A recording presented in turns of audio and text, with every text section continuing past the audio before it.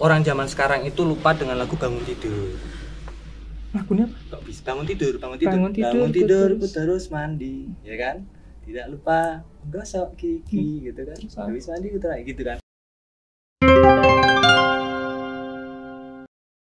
Weh, Mr. Aji Cokrodewanto, the one and only dosen Universitas Pekalongan yang berusaha di bidang ilmu psikologi.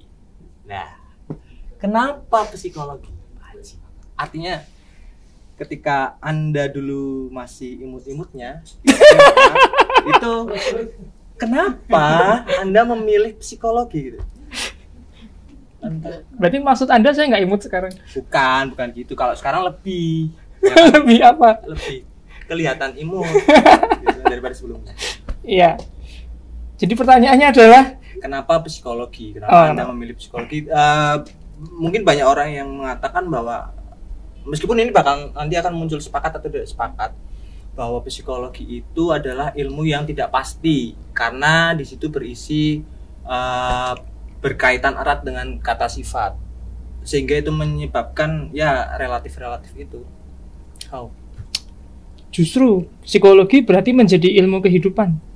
Ya. Karena hidup nggak ada yang pasti, bos. Oke. Jadi waktu dulu ketika Anda SMA kemudian menentukan akan kuliah di psikologi, Anda memang benar-benar sudah menemukan arti itu atau belum? Enggak, belum. Dan persis seperti yang Anda sampaikan tadi, awalnya juga ngira psikologi itu ilmu yang logik ya. Yang logik, yang tidak membutuhkan banyak perhitungan eksak, bisa berkembang seluas mungkin sesuai dengan akal pikiran kita. Akhirnya saya mutusin untuk masuk psikologi.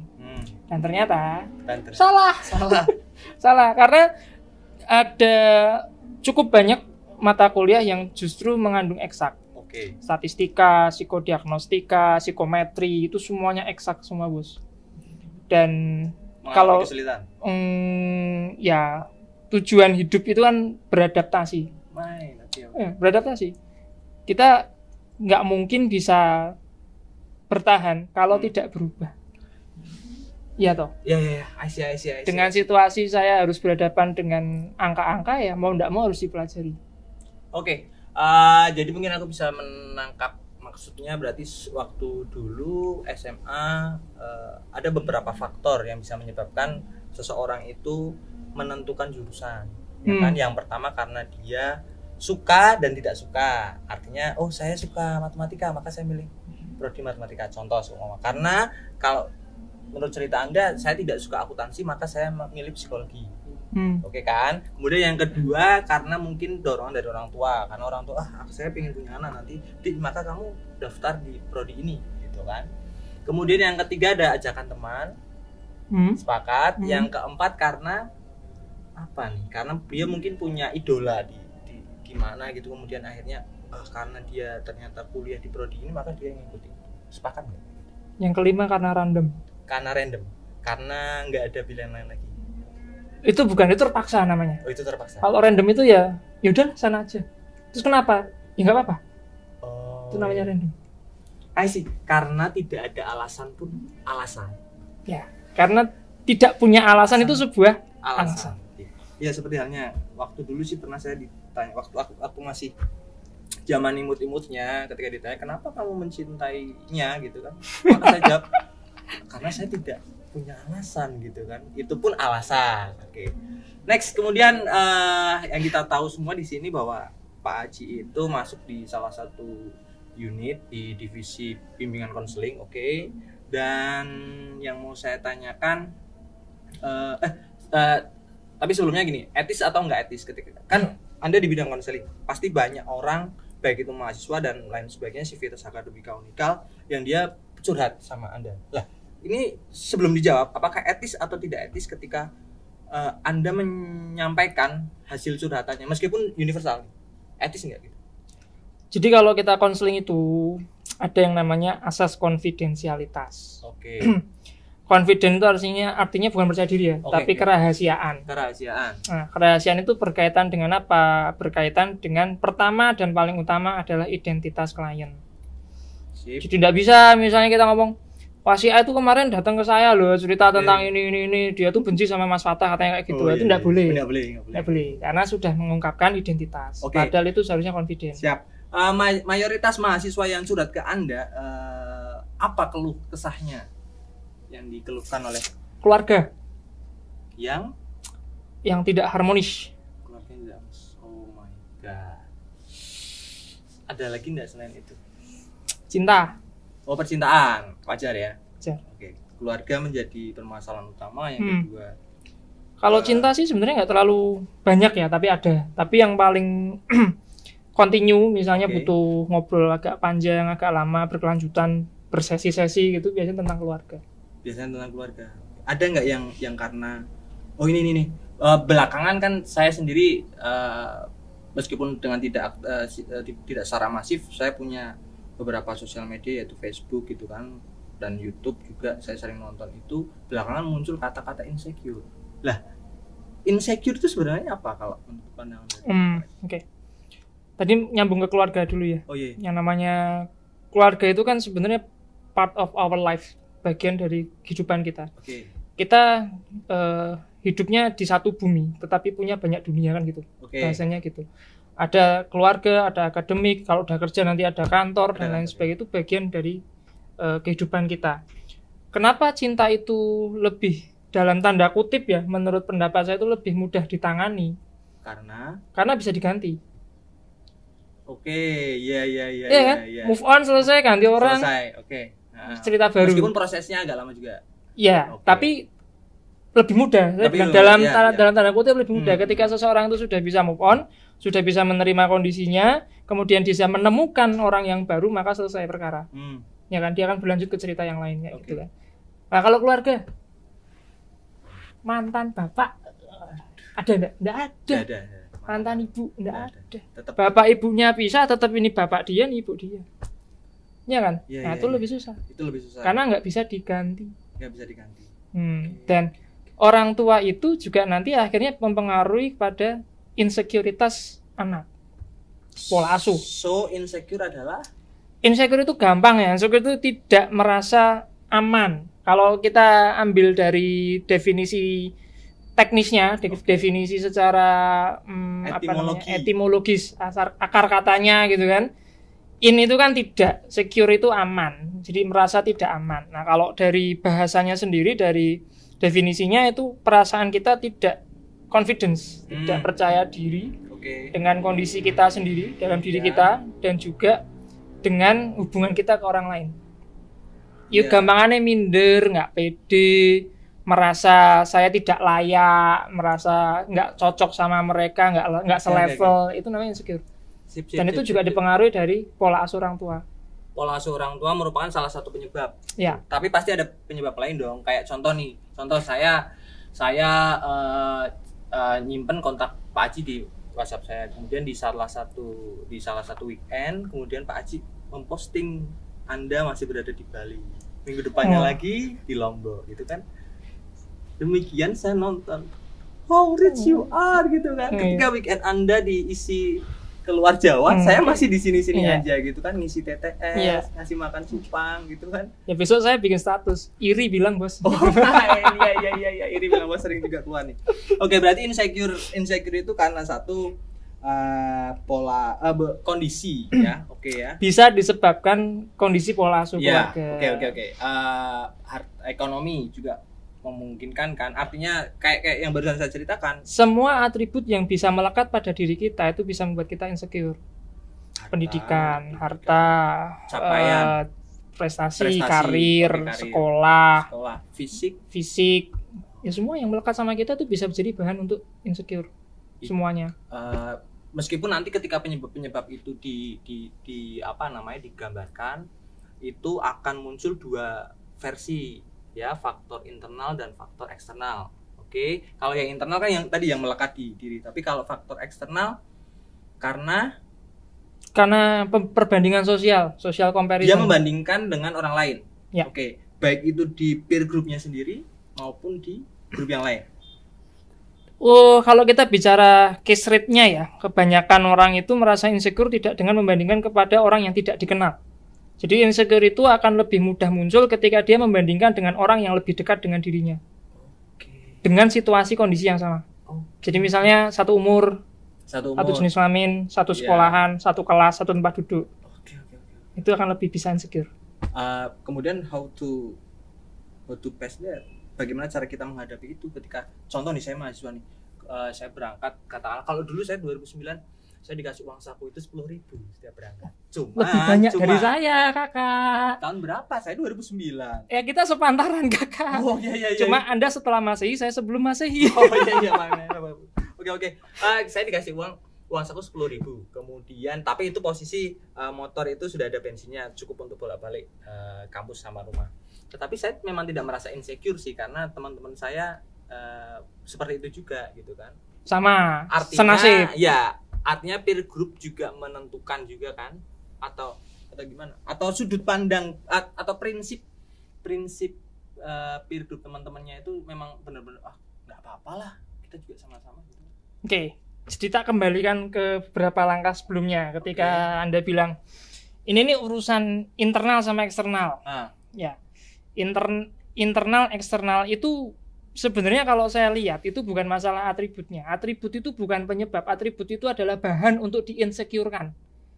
Bahan untuk diinsecurekan, bukan penyebab insecure. Bukan penyebab. Bukan. Misalnya saya miskin enggak? Nah, Anda miskin, saya kaya misalnya gitu.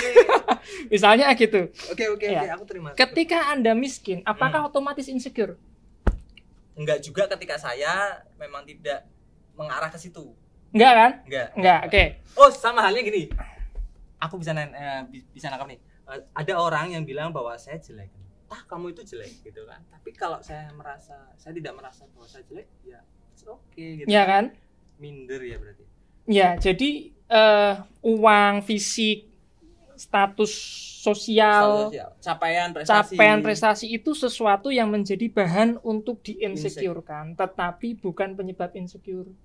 Yang jadi penyebab insecure-nya apa? Tadi balik satu internal. Faktor internal itu apa? Lebih pada kepribadian kita, mindset, pola pikir kita. Ini yang membuat bahan-bahan itu kemudian digoreng, direbus, dicincang, disajikan. Oh iya. Bisa dimakan sama orang-orang kan gitu. Oh iya.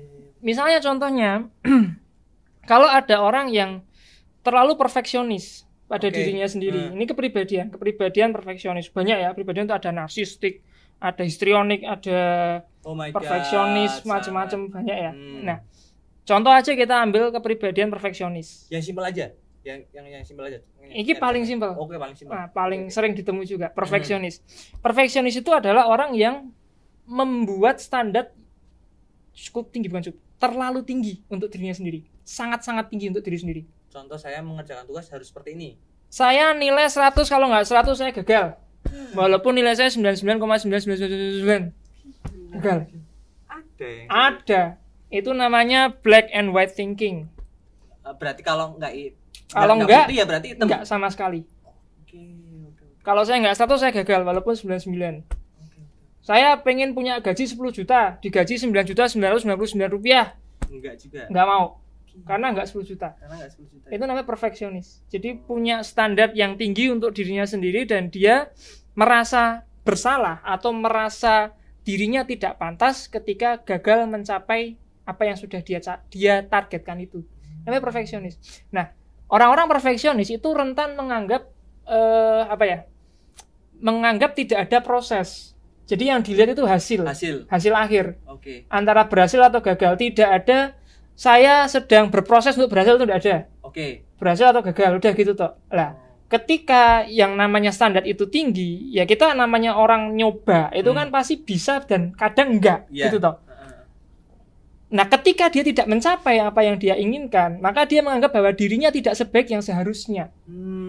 Karena dia merasa dirinya tidak sebaik yang seharusnya, dia melihat orang lain kok bisa. Itu menjadikan dirinya drop. Ya. Kenapa? Karena orang perfeksionis itu yang dilihat adalah yang di atas, bukan yang di bawah. Ya, misalnya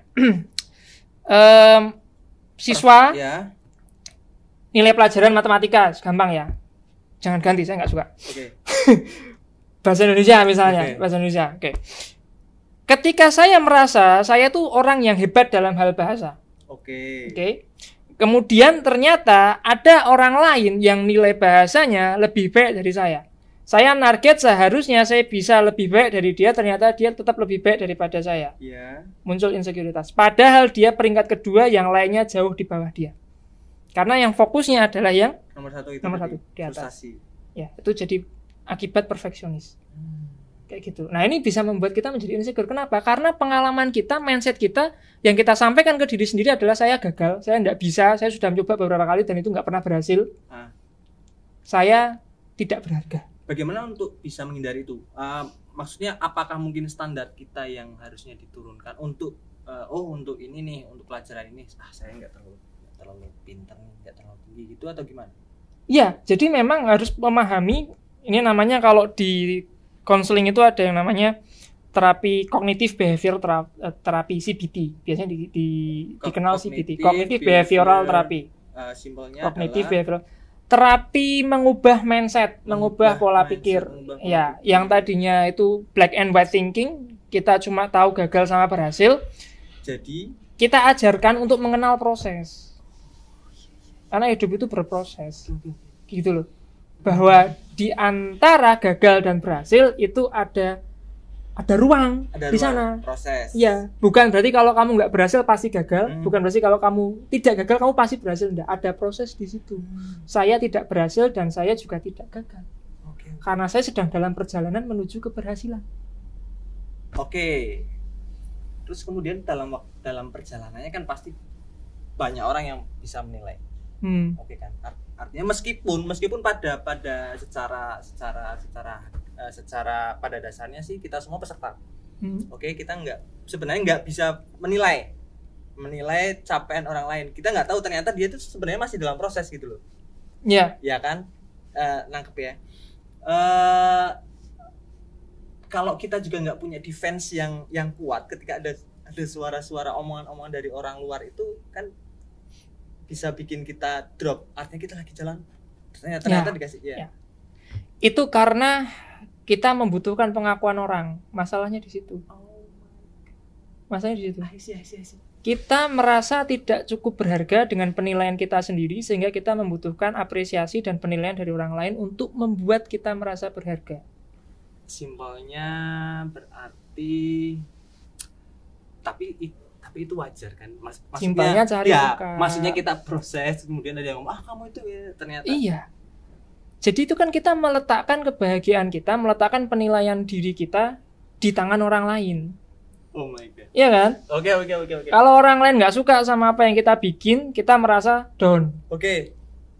Kalau orang lain suka, kita bersemangat. Oke. Bukan karena kita pengen, bukan karena itu memang tujuan kita, prinsip kita bukan itu yang kita cari, tapi yang kita cari adalah pengakuan orang lain. Jadinya orang itu akan berubah-ubah sesuai permintaan pasar. Mungkin ini ada efeknya sih. Kalau menurut pandangan saya ini karena ada efek ketika orang zaman sekarang itu lupa dengan lagu Bangun Tidur. Lagunya apa? Kok bisa bangun tidur, ku terus mandi, ya kan? Tidak lupa gosok gigi, gitu kan? Habis mandi gitu kan? Mungkin yang sekarang banyak dilakukan, banyak ya, tidak semua ya.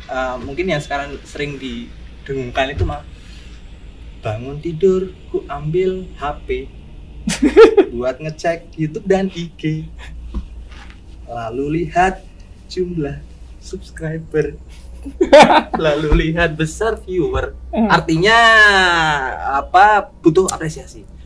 Ketika ada contoh saya seseorang yang punya IG katakan, meskipun secara di realitanya saya tidak punya IG, like berkurang bukan like berkurang ya, like-nya sedikit itu bikin frustasi juga.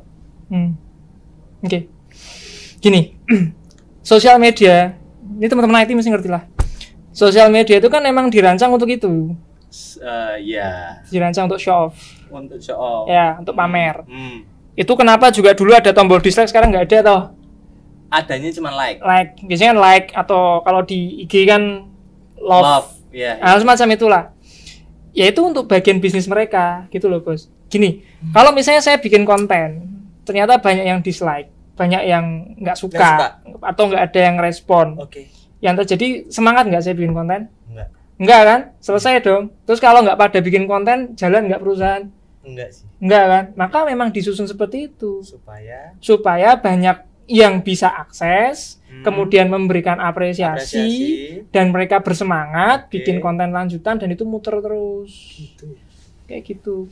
Jadi sebenarnya gini, kalau kita lihat orang-orang yang main sosial media gitu kan, ya memang mereka kepribadiannya itu kepribadian yang terbuka dengan sosial. Ya. Kan 7 miliar manusia di muka bumi itu kan, oke sebagian mungkin nggak bisa akses ya karena internet, karena sinyal dan sebagainya. Tapi yang punya akses internet, punya gadget, yang mereka punya semua fasilitas yang dibutuhkan untuk main medsos, apa mereka main? Nggak semuanya. Betul. Jadi yang memang bertahan di medsos adalah orang-orang yang memang menginginkan itu, menginginkan kehidupannya dilihat, menginginkan mendapat respon dari orang lain. Dan karena mereka mendapatkan respon, sehingga mereka kembali membuat konten yang baru. Itu recycling, muter, kayak gitu loh. Diskusinya enak juga. Oke, gimana Mas? Ini nggak masuk frame dia. Nggak apa sih. Kita bebas. Gimana Mas? Kalau di sosial media itu kan tadi seperti dijelaskan, adiktif jelas. Oke. Untuk like dan subscribe dan segala macam. Tapi kadang orang yang bersosial media itu orang yang terbuka akan kehidupan sosial. Tapi kadang di sosial media sama di aslinya beda. Ya, jelas. Di aslinya cupu atau apa, tapi kalau di sosial media kayak garang atau gimana itu kan juga sering. Itu gimana itu kalau itu? Itu namanya persona. Persona itu personality, kepribadian. Personality itu diambil dari kata persona. Persona itu sebenarnya dulu disebut sebagai topeng yang dipakai oleh pemeran sandiwara di atas panggung. Jadi mereka acting, ya acting sesuai dengan apa yang diinginkan oleh audiens, sesuai dengan skrip yang diberikan kepada dia dan dia dibayar untuk itu. Jadi memang akan berbeda ketika kita melihat kehidupan maya dan kehidupan nyata. Itu jelas beda. Kenapa seperti itu? Karena ada masanya seseorang merasa bahwa di kehidupan nyata dia bukan siapa-siapa, dia nggak punya tempat, tidak dianggap, maka dia menciptakan persona, menciptakan tokoh dan karakter yang diinginkan oleh masyarakat di dunia maya. Contohnya apa? Pamer kaya. Pamer padahal ngutang, nggak ngerti semua, ya kan? Posting ini, posting itu, so aktif. So aktif itu maksudnya ya. Sebenarnya dia pemalu gitu kan, tapi di sosmed biar terlihat. Sebenarnya dia nggak ngapa-ngapain, tapi biar kelihatan ngapa-ngapain.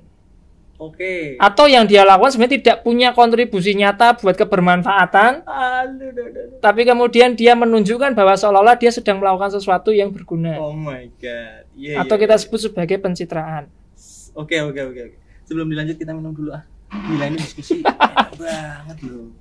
Saya masuk ke kepribadian ganda nggak kalau kayak gitu? Nggak. Kalau kepribadian ganda itu penyakit yang memang gini, satu tubuh dipakai oleh beberapa sosok. Ya, kayak satu mobil setiranya 2. Ya, dan itu biasanya bergantian. Yang keluar siapa? Dan itu bagian dari emosi yang direpress terlalu dalam. Kita marah sama orang, marah banget sama orang, sedih banget ketika ada peristiwa tertentu traumatik dan lain sebagainya, direpress itu berarti ditekan, ditahan seolah-olah itu sudah selesai, sudah clear, sudah beres, padahal sebenarnya unfinished business, belum benar-benar beres, dan itu masuk ke alam bawah sadar dan itu meng-create sosok yang baru. Kayak gitu. Itu udah klinis banget. Tapi kalau masalah persona di media sosial atau pencitraan itu semata-mata karena mereka butuh pengakuan. Sebenarnya di situ aja. Balik ke yang poin tadi. Bagaimana kalau kembali ke niatnya? Kalau contoh gini, saya update status sama saya sedang di mana gitu. Saya nggak ada niatan untuk pamer, tapi ternyata kan orang-orang menilai kan. Artinya karena kita kembali lagi karena kita tidak bisa memenangkan semua orang. How to?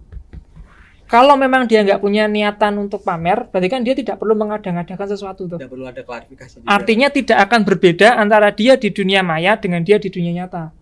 Karena nggak ada intensi buat macam-macam. Tapi kalau dia sampai beda tadi ya, kasusnya kan gitu. Di dunia nyata dia nggak kayak gitu, tapi di dunia maya kok seperti ini. Kenapa ya? Karena dia ingin mendapatkan sesuatu di dunia maya yang tidak bisa dia dapatkan di dunia nyata. Oh my God. Dan itu baliknya adalah pada pengakuan. Untuk harga diri, self esteem. Makanya dia akan sangat insecure ketika misalnya kok dislike-nya lebih banyak, atau kok like-nya menurun, atau kok subscriber-nya berkurang. Itu dia akan merasa insecure, minder, kemudian baper gitu kan. Yes, bisa seperti itu. My God. Kalau perfeksionis tadi, apakah konotasinya lebih ke arah negatif, atau perfeksionis itu juga ada di sisi lain, itu juga bisa dikatakan positif karena orang berarti kan punya target juga? Ya, bisa. Kalau perfeksionis secara definisi itu lebih mengarah ke sisi negatif sebenarnya, karena membebani diri terlalu berlebihan dibanding kemampuan. Sebenarnya gitu. Tetapi di sisi lain, kemauan kita untuk being perfect, untuk bisa menjadi seseorang yang perfect, itu cukup bisa diapresiasi. Karena perfeksionis ini akan memberi kita motivasi untuk berusaha dengan lebih dibandingkan dengan orang yang tidak punya standar, gitu kan. Sekarang tidak punya orientasi, tidak punya tujuan. Pernah ada penelitian dilakukan sama seorang psikolog, saya lupa namanya, psikolog olahraga, sport psychologist. Dia menghandle atlet lari, atlet lari. Satu orang atlet, dia kasih instruksi, kamu lari secepat mungkin, kelilingi lapangan ini secepat mungkin. Lari kan, dicatat waktunya. Oke. Atlet kedua, target kamu kelilingi lapangan ini tidak lebih dari 3 menit, maksimal 3 menit. Dan itu dilakukan terus-menerus, ternyata ditemukan kesimpulan bahwa seseorang yang diberikan target dengan jelas, performanya lebih baik dibandingkan mereka yang cuma bilang, lakukan sebisamu, lakukan sebaik mungkin. Itu tidak spesifik, gitu loh. Nah, ketika seseorang punya target yang jelas, saya harus dapat nilai 100, maka dia akan berusaha untuk mencapai 100. Dibandingkan dengan saya akan berusaha sebaik mungkin. Berapa nilainya? Ya sebaik mungkin. Berapa yusa entoe? Ya, dia tidak akan lebih. Ini penelitian ya. Dia tidak akan lebih termotivasi atau berusaha dibandingkan dengan orang yang punya target jelas. Kayak gitu, Bos. Tapi berarti kalau ada target, dia paling tidak harus bisa ngecek diri dulu kan. Artinya dia harus sering bercermin. Keahlian saya di mana, kekurangan saya di mana gitu. Paling tidak harus kayak gitu dulu. Ya, lebih ke saya punya target. Tetapi kalaupun saya tidak mencapai target saya tetap harus bisa menghargai usaha saya. Oh, itu yang kadang lupa. Itu yang lupa. Jadi balik lagi, perfeksionis itu fokusnya pada hasil. Tidak melihat prosesnya. Kalau semua dia melihat proses, maka dia juga akan menghargai. Oh iya, saya sudah sampai sini nih. Itu sudah lebih bagus daripada. Jangan bilang siapa-siapa ya. Part selanjutnya akan tayang minggu depan.